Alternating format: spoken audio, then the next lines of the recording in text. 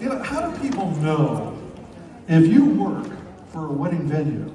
Well, if you wear black tennis shoes 6 days a week, you might work at a wedding venue. If you consider wedding cake to be a separate food group, you might work at a wedding venue. If you follow weather reports more closely than your grandfather, you might work at a wedding venue. If Tuesday is your weekly date night, you might work for a wedding venue.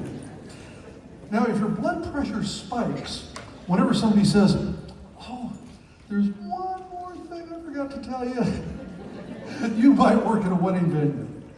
And if you know how to stretch the food to accommodate 10 unexpected guests, well, you might work at a wedding venue. And if you've ever said, rain on your wedding day, that's considered good luck, you might work for a wedding venue. And finally, if you find yourself in Las Vegas, in the same room with 2,000 other wedding venue elites, you definitely work for a wedding venue. Now, welcome to the world's largest gathering of wedding venue owners and team members. Over the next 3 days, you will soak up dozens of money-making and even life-changing ideas. Your sources are our industry-leading speakers, amazing exhibitors, and just as importantly, your fellow wedding venue professionals from around the world. And now, let's get down to business. Your host for the wedding venue track is president of the Venue Association and owner of Wedding Booking System. Please welcome Joe Rare.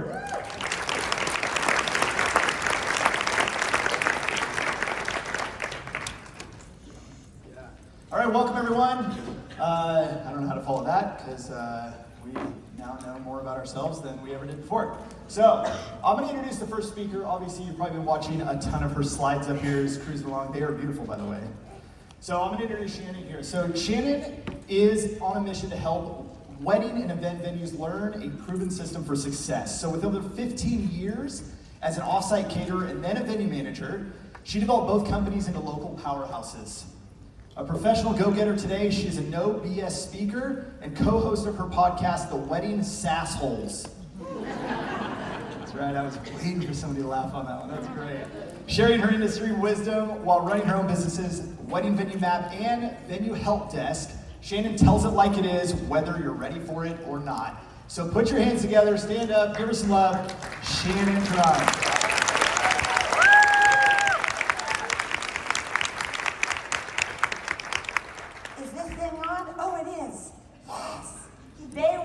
First day, I will do my best not to lit off the edge of the stage.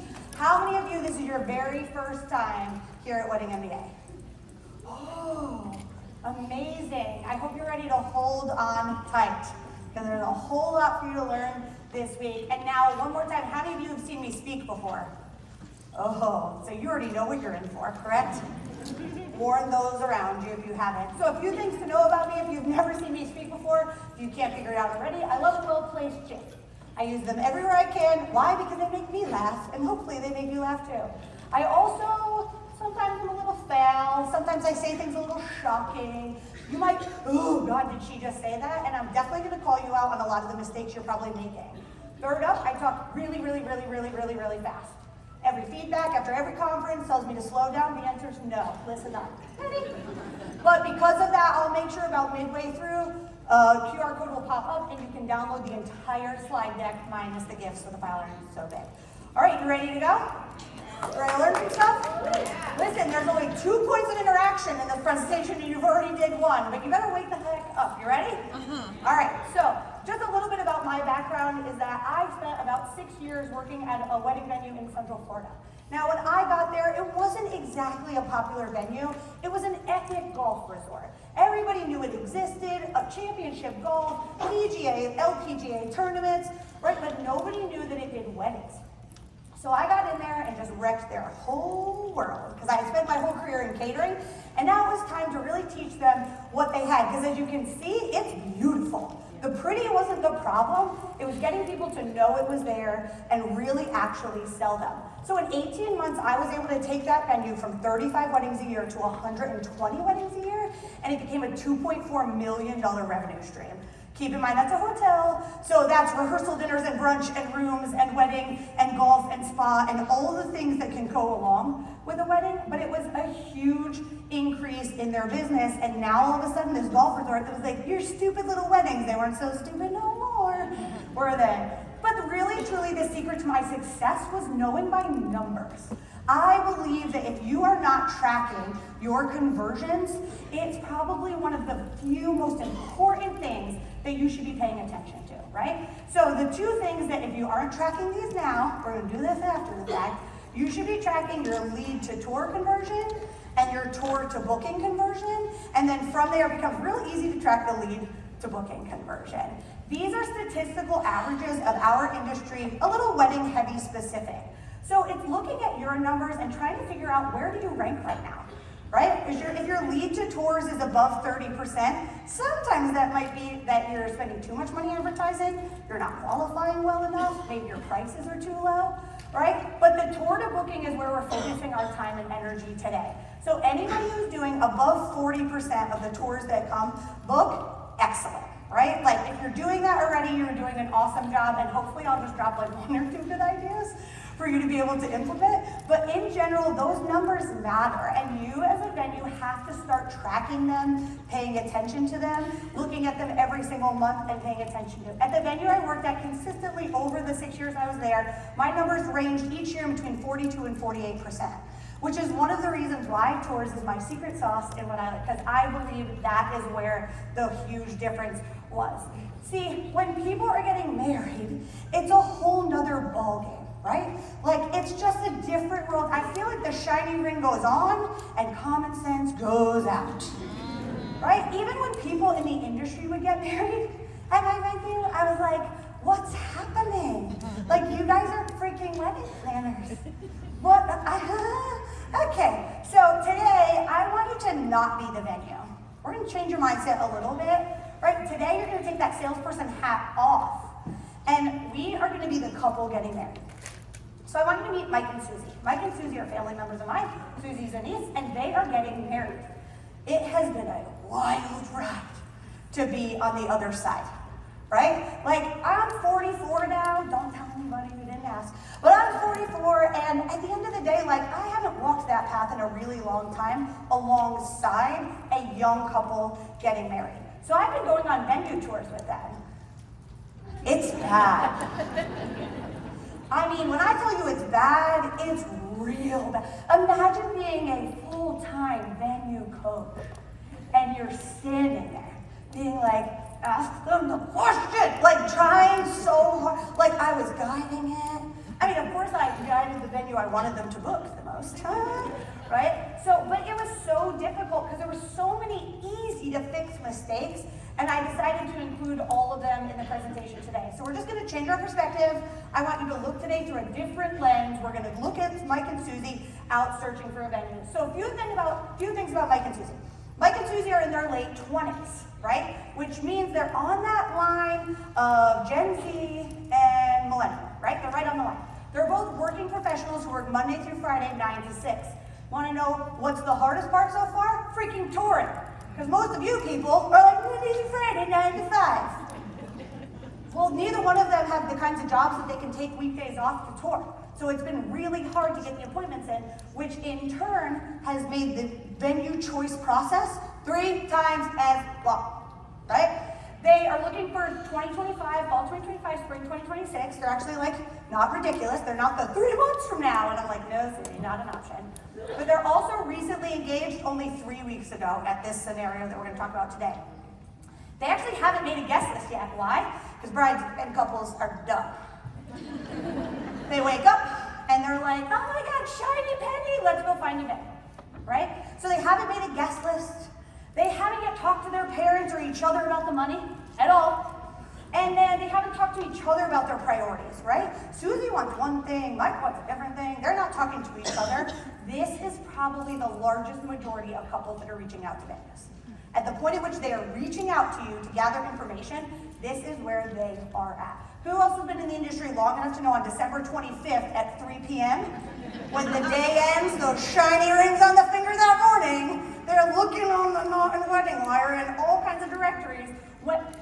And they're like, can I book a tour? No, you can't, right? So they haven't really done all of those things. So we as venues are like, ugh, right? When this couple shows up, it's so painful because they don't know anything, right? They have no idea what they're doing. And Mike and Susie are the worst, like the freaking worst. When I tell you these two were like, we need a venue for 200 guests. And I was like, Susie, you don't even know 200 people. You don't even physically know 200 people. The final guest list came in at 80. 200 was what we were searching for, okay? So like, they're just not taking those steps. So you've got to change your mindset from a sales standpoint to get there. Every person who purchased anything in general, but we're going to walk through a couple, they go through the same journey. The very first thing they know is that they are aware. She's got that shiny ring and is like, we need a place to get married at. So what do they do next? They go online. Now, depending upon age, demographic, where they live, who gives them advice, these are the places they're spending time and energy, right? They'll go to Google, they'll go to Instagram, they go to directories like Wedding Pro, Not Wedding Wire, Zola, Facebook groups, those are the ones that they can switch. I would give a venue for 100 people. That's all they say, right? And then I own a company called Wedding Venue Map, so that kind of stands for your local directory. If you've got local things within your market where you're listed and featured, those are the ways they're going and finding in so many different places. Now, they start considering. They've got awareness that they need this, they've started the search, and now they're considering all different factors. They're gathering pricing information, right? Because they definitely don't know what anything costs. And the first time Susie got an all-inclusive quote for $35,000, she called me crying. Because the concept of like us even talking about the cost of a wedding or research, they don't do that. Shiny penny! And they go, right? They probably haven't read or understood anything that you sent them. I mean, it's the hope. But most of them don't even take the time to read it. Why did Susie not read it? Because she said some of the packets were 35 pages long. When she opened them on their phone, it was like 12 font. Guess who can't read that on her phone? Right? They were so long, she couldn't find what she was looking for. All she cared about was how much does it cost. Before I'm going to waste my time to go to the venue. They've started booking their tours, they've narrowed it down, and your venue is one of their 8. That's right, 8. The average couple is touring 8 to 10 venues. Remember when it was so fun? I'm an old lady in the industry when they used to go to like 3. Not anymore because they don't have any idea what they want. So the last step in the purchasing process is always going to be the decision. They're not going to tour. They're not going to book a venue without taking a tour. Now, if you've got virtual tours or a 360 tour on your website, if you're a destination location, all of that still applies, right? It's considered a tour, whether you do it on Zoom, whatever that looks like. But they're rarely going to just go online, click a button, and say, I love that venue, send me a contract, right? So they're going to go out and start seeing the spaces. When a couple is coming to tour, they are a hot lead. Hot. Because they're taking their time away from their precious scrolling on TikTok to leave their house and come to see your venue, right? They're not doing that if they're not really interested. That's not important to them if they're not doing that. So here's all the kinds of things that couples are considering when they're looking at venues. It's things like overall atmosphere and cost and packages. What are your vendor policies? One of the things we do on Wedding Venue Map is our sort is really detailed. You can literally say, I have 200 guests, I want a barn with an outdoor ceremony, indoor reception where I can bring my dog and Nana can make the cake. Unfortunately, most of you don't have resources like Wedding Venue Map. So you're getting leads that they don't know what they're searching for. They're just kind of choosing things and getting started. But there's so many different factors that go into it. You know the bigger problem? Mike and Susie haven't talked to each other. So what Mike cares about, Susie doesn't care about. There's not even one bone of overlap. Because Mike cares about logistics and location and availability. And Susie's like, what's the vibe? Is it going to be fun? Is it going to be pretty? Right? That's all she really cares about. So the problem is when you're walking into a tour, you have no idea what all these things are that is potentially important to them all the way through. They're walking in so lost and confused. They don't always look like this, but they do sometimes, right? Susie looked like this in every venue we walked walked in the door. They asked her a question, and then she looked at me. And I was like, you're insane. So your job is to help them. Your job is to be the guide and guide them through this process. Help them to keep an open mind. That maybe they don't even know that they were looking for you and happen to find you, and maybe you just have like one pretty epic photo that went viral, or TikTok that went viral, and that's how they found you. But you've got to guide them in the tour along the process of making a decision, right? It's your job to take them through that journey, because Mike and Susie were ready to make a decision. They just needed someone to give them what they wanted and tell them what they wanted. That was the hardest part. They just needed to be told. So here's your scenario. Mike and Susie have been on 2 tours already, and they're coming to tour your venue, and now they have 2 tours booked after the fact, right? They are not impressed. They have been to 2 venues already. They have done the tours. I can give you laundry lists of specific things that happened on those tours that made those venues a hard no, right? But at the end of the day, there were 3 huge mistakes, and this is what I'm going to teach you to fix today. The very first mistake is poorly defined, unique selling proposition. Don't think that that's what they said, because they didn't, right? What makes your venue unique, different? They would go see it and be like, I mean, it's pretty. I mean, the price is okay. It seems to come with a lot. But they didn't know what made that venue unique and different. I don't know about your market, but in my market in Central Florida, we are up to 500 venues. 500 venues. We have 74 barns. Somebody said to me last night, you have barns in Florida? I was like, oh my Lord. We have barns in they have barns in Chicago now. There are barns everywhere that you can look, right? So like the supply is so high and the demand hasn't really shifted that much. When you look at statistics like the wedding report, we're still doing 20,000 weddings in Central Florida. Okay, maybe it goes up 5%, down 5% with COVID, but it's Florida, we didn't even close, sorry, yell at me later, right?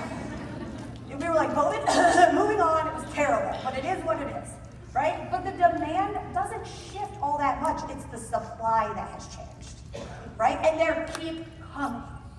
For every 2 that close, we open about 15 more a year, right? They're not gonna change, it's not gonna stop coming, and venues are not one size fits all. So we've really gotta hone in on what makes your venue unique and different.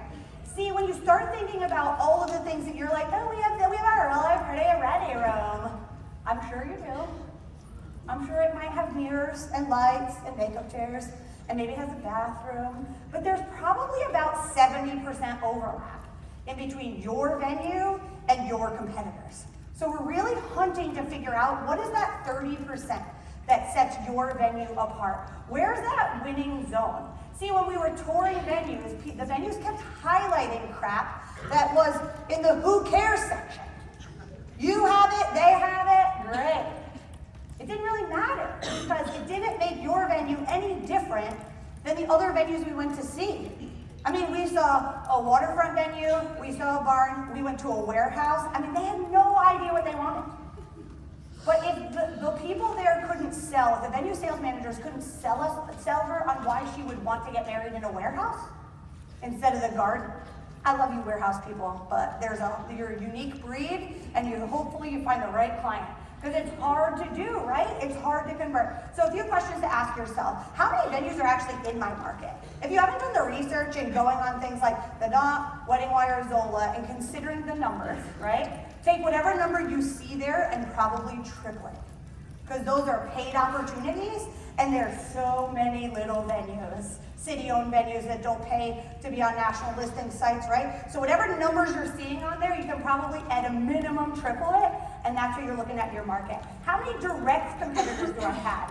You know, the little garden villa that we went to wouldn't think that the warehouse was her direct competitor, right? So how many actual consistent competitors am I up against? What's that buying experience look like? When I'm selling to people, how fast do we respond to emails? What are the things that we do to really kind of move the needle forward through it? And the most important is, have I figured out what makes me stand out? I know you're all like, oh no, we're at Wedding MBA, of course I know what makes me different. BS. Normally I say bad words, but we try to be good here. BS. You think you know what makes you different, but you probably are still living in that 70% overlap.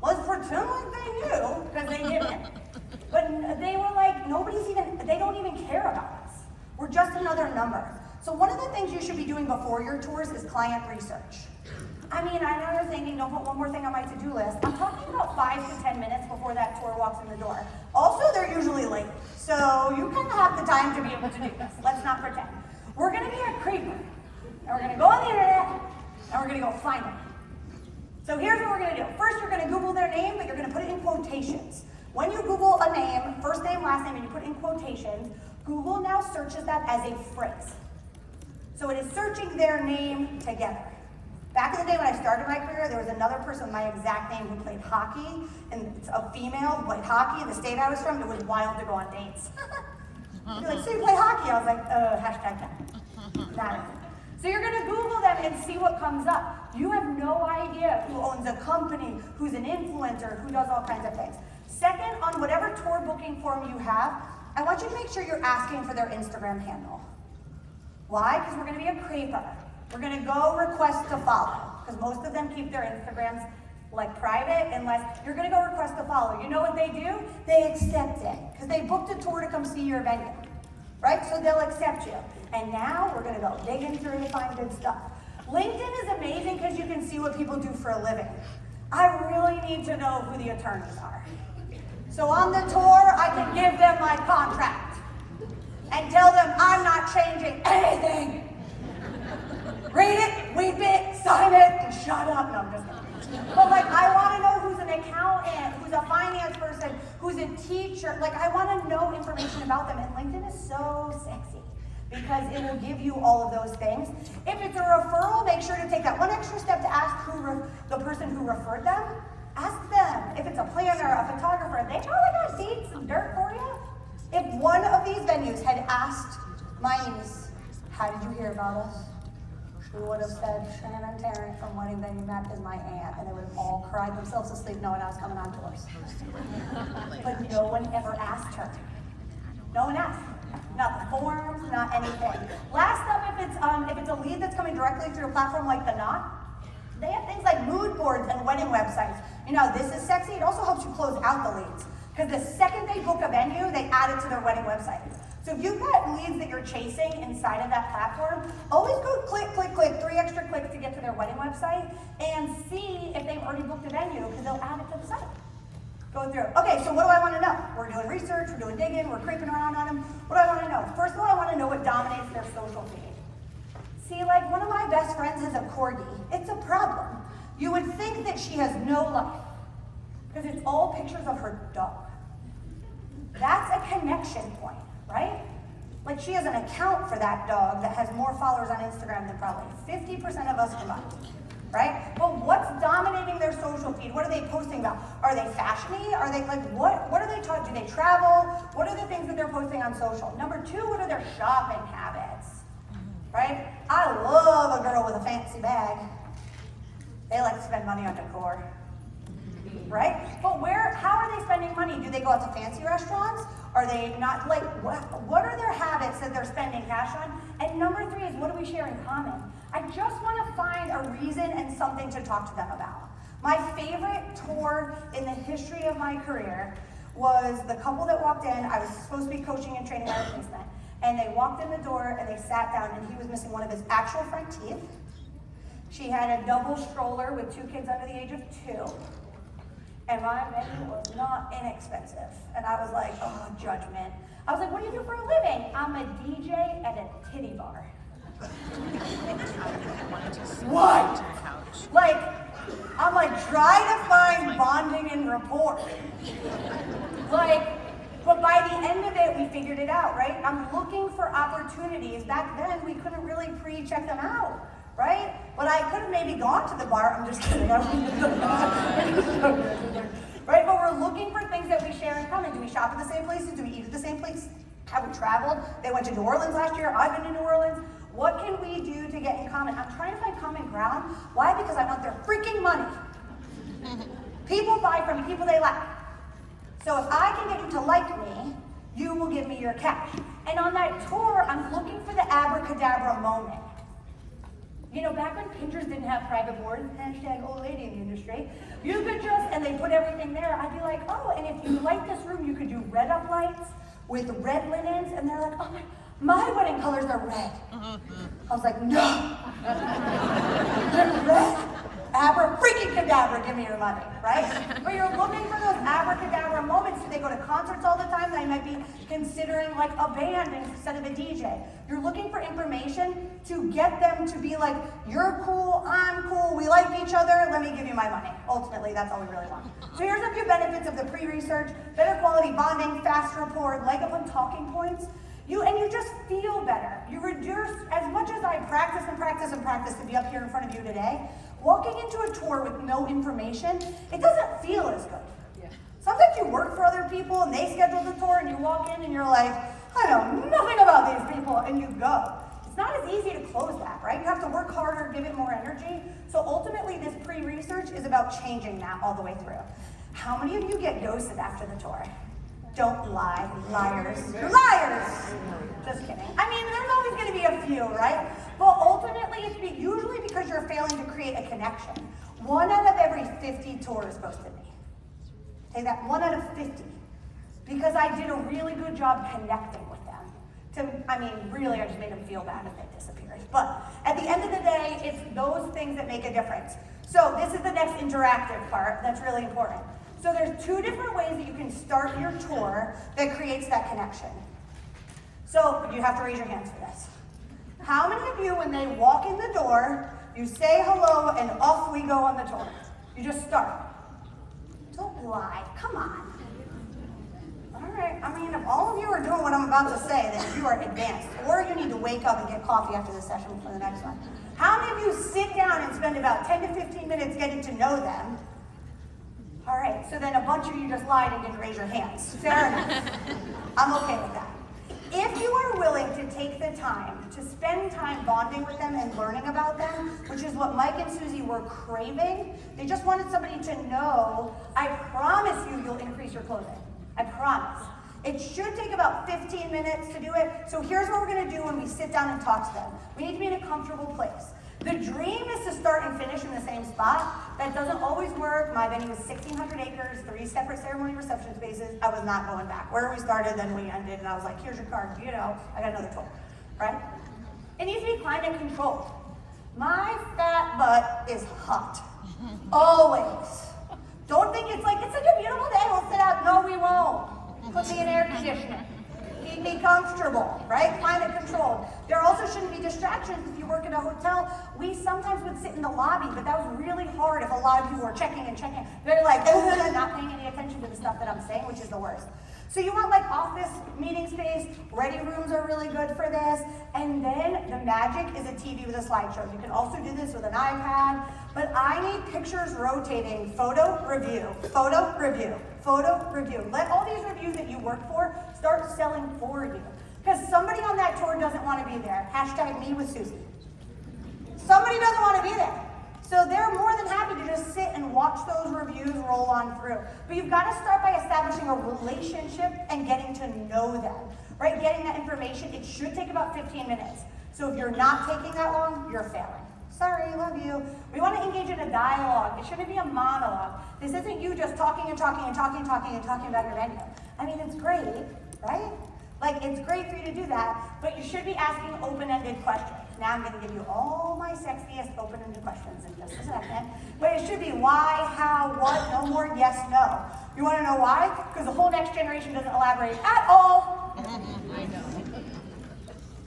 Not a word. How long have you been engaged? 2 months? 4 days? Right? Because you ask like, oh, fast, quick, all the way through. So we're going to blow through these because you downloaded the slides, but I'm just going to hit some of my favorites.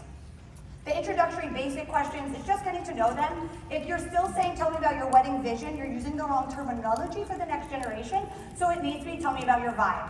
Yep. It's the vibe. We're looking for a vibe. I want the vibe. I don't even know what that word means, but I'm here to use it if it means it'll make me money. Right? One of the other important ones on this list is who else has been helping you check out venues. That is so sexy. If they had asked Susie that, she would have said Shannon, my aunt, who's in the wedding industry. No one ever asked, right? So my very favorite question to start every tour with is, how's wedding planning going? One question, no other words, and then shut up. They're either having their best time ever, or they're stressed and freaking out all the way through. So then we want to get to know them a little bit, some great questions, things like if money was no object, what 3 areas would you splurge on? Splurge on is super key. Then when they answer it, help me understand why that's important to you. You have to know why. Why is that important to them all the way through? Because every now and then they say crazy stuff like cake. Number 3 is pain point questions. My favorite was share the last wedding you attended, what did you like or not like? Ooh, they will tell you. Oh, we're at this venue, the food was awful. Like, they will let it fly. And then dig deeper, tell me more about that. Next up is common ground questions. I'm a foodie and I love to travel. So my favorite question asked is, what's your favorite restaurant in Central Florida? Because that tells me a lot about you. How much you care about food. Do you like family on local? Are you on budget? Are you super cheap? Do you like to blow it out? Like, are you trendy? You're hitting the TikTok spots? That one question gives me so much information about the couple, really, so I can sell. It's about making emotional connection with them in that window of time. The most important question you should be finishing that initial spot with is, have you already toured any other venues? Are you all asking this question? Yeah. Yes. If you aren't, pay attention to the people around you, because it works. So yes, we have. Great. You're a pro by now. Right? And then things like, what ones have you seen? I love saying, what's missing that led you to keep looking? Now they start being like, well, the ceremony site was ugly. No, it is ugly there. No, don't say that. That's not Don't do that. Don't do that. Right? Or they say, no, but we've got tours scheduled. My answer is like, I love being the first one. I'm going to set the bar so high for the rest of them. Right? Because we live in the world of FOMO. They're rarely going to do one and done. Right? So I like to say, which ones are you checking out? Which ones are you most excited to see in person? And then when they're like, no. Right? I love being the first one. Well, others have you researched. You have to have the rebuttal pushback for them. Why does it matter? A few easy things. You may think who your competition is. You could be wrong. There could be a new shiny venue on the block that you don't know exists. And it's real fun to be like, oh my God, I love that venue. It's got blah, blah, blah, blah, blah. And they're like, oh crap, they all know each other. Yeah, we do. They ain't playing dirty discount games with us in the industry. And most importantly, that answer helps you sell differently amongst as you're doing the tour. Why does it matter? Because Mike and Susie feel like you care about what they really want. I'm going over, so I'm going faster. Sorry, this is the game. Third is standard tours. They're boring. They're the same. It's the same word on the same step. You're not doing anything different and unique for them. And they feel like you're not listening to a word that they say. They would say things like, we're excited, we're considering a band. And then every freaking reception room, they were like, and the DJ goes over here. Freaking listen to that.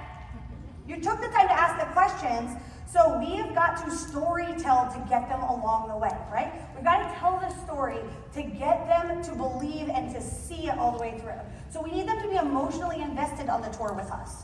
All right? Like, we need them to become part of the tour experience instead of just talking. So a standard storytelling framework, if you've ever read Donald Miller with the Story Brand, shout out, buy the book, read the book, all the books, he's incredible, right? But it's normal, how are things now? Explosion, something great happens, and then a new normal, things are different. Let me give you an example. So the normal, I've had couples just like you that were overwhelmed with wedding planning. That's every single couple that walks in the door with you, right? The explosion, they stumbled across our venue that offers all-inclusive packages. Booyah! Totally different look through.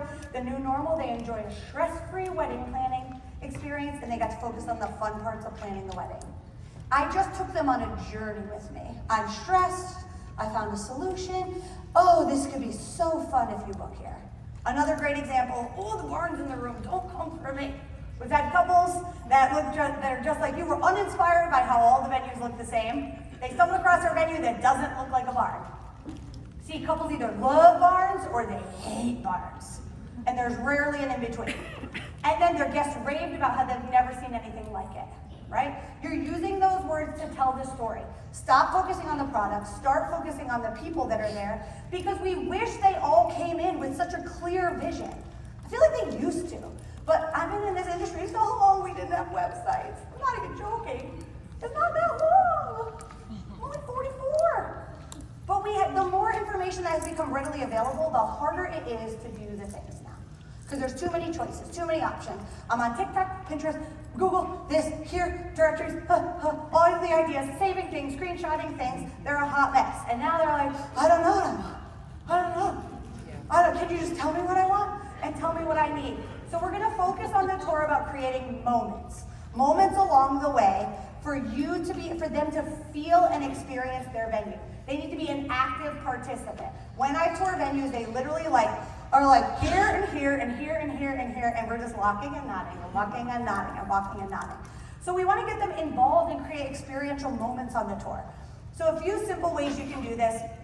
If the mom is on the tour, oh my God, get a veil in the ready room, put it in front of the mirror with her daughter, and put that veil on her. Mom is in. If mom's on that tour, she is one of your top decision makers. She don't come if she doesn't have a say. She might not be paying, but she definitely has a say, right? Or you could do things like walking down the aisle. I would get to the end of the aisle and be like, and here's a little about your ceremony space. And then which of you would walk down first? Assume nothing in the world. Don't assume the guy goes first anymore. Who freaking knows? It's 2024, the rules are gone. And if it's a same-sex couple, you look like a moron. So start asking who's walking down the aisle first. Let them engage. The one walks down, and then it's like, okay, you go walk down, and then I hand her the fake bouquet, and I'm like, go ahead.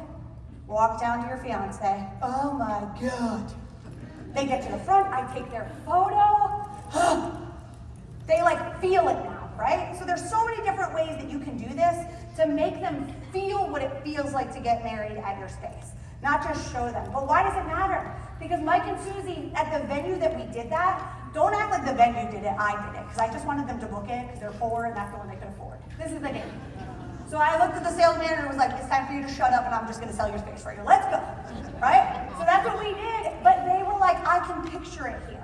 I painted such a clear photo for them about wedding day, start to finish, what it would feel like, what it would look like, that she's like, I think this is the one. I was like, I think so too.